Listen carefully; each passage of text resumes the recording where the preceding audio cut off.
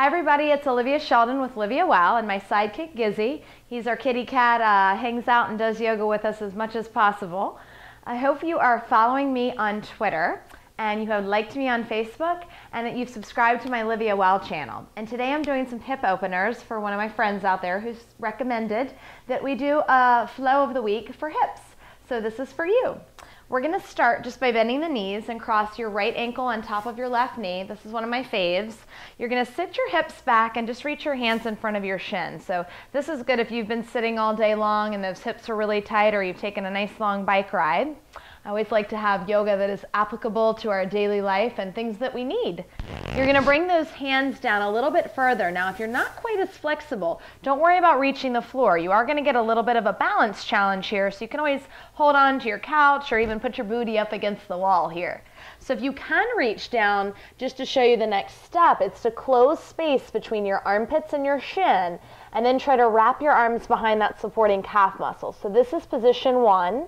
Would love for you to hold this for about 30 seconds. Of course, there's some fun little arm balances that you can do off of that, but we're not going to worry about those today because we're just focusing on getting that nice stretch where the hip and the butt and the hamstring all connect. So a really tight area with a large muscle group meeting a large muscle group, your booty and your hamstrings.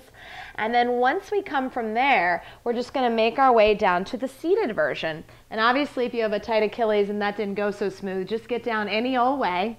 Gizzy's not interested anymore. So we're going to hold that number 4 hip opener and really bow that knee wide. So almost even using your right hand to bow that knee further away from your torso. And then make sure that this foot is flexed too. We're going to extend that chin over that shin and see how that feels. If you're feeling something right about here, then you know you're doing it right. So we're going to sit up tall and then extend. If you collapse and kind of crunch your back, you're not going to feel it as deeply as if you start with that nice, tall, long spine. Beautiful. Are you feeling that?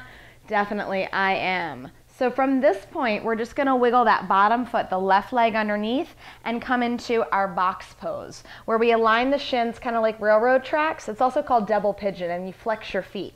So make sure this bottom ankle is in line with this top knee. And then you're going to take your top right hand and push that knee down, twist, and then look over your left shoulder and really wring out that waistline. So that way you get a nice twist into your back and a great stretch. And it's interesting because some people will feel this more in their top right hip, and then some people will feel it more in their bottom left hip. So it's just different. And you might be feeling it in both, but if you're really flexible, you might not feel it in either. It doesn't matter because you're always getting benefit from the exercise with the synovial fluid, and that's your joint fluid. And when you stretch, that's what it's all about. It's about getting that circulation and blood flow into that area, as we've discussed. So from here, I like a little variation because I like to mix it up. And I come into that nice twisted prayer. So bring your right elbow, turn forward so you can see me, to the instep of your foot and bring your hands into prayer, and then twist and then look over that left shoulder.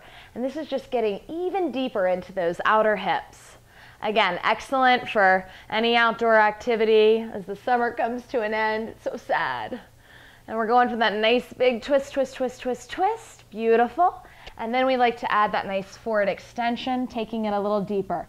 And obviously, the longer you can hold these stretches, the better it is, because you're going to have that muscle memory, and you're going to start to teach and train those muscles flexibility instead of tight, tight, tight and sitting down all the time.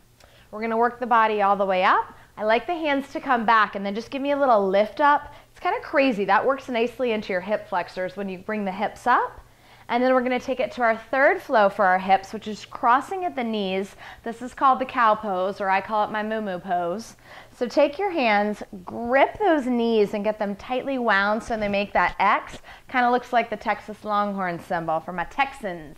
Try to bring your booty so that it's not off to one side or the other, but it's right in the center. And then hold on to your ankles and give me some movement here. So swirling those hips around, you're going to get a much better stretch. And I really like to play with the angles.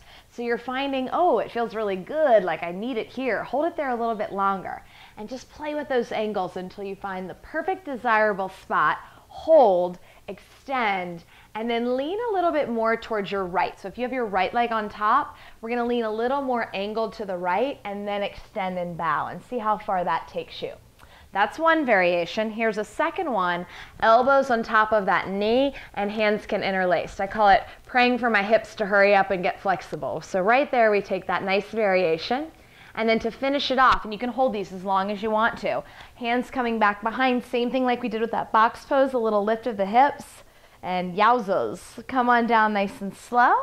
And then just releasing those legs out. Your knees might get a little tired or fatigued from that, so you can always give them the Mr. Miyagi massage afterwards. Always like to give those knees a little rub. And then just shake it all out, and then start all over again on the other side. So that's your hip flow of the week.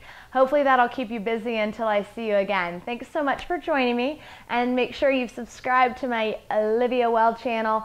Also, I've got some great DVDs, a level 1 and a level 2, so check those out on my website, www.positiveenergyyoga.net or com, and you can get yourself a DVD and you can have me in your living room all the time. Thanks guys, namaste.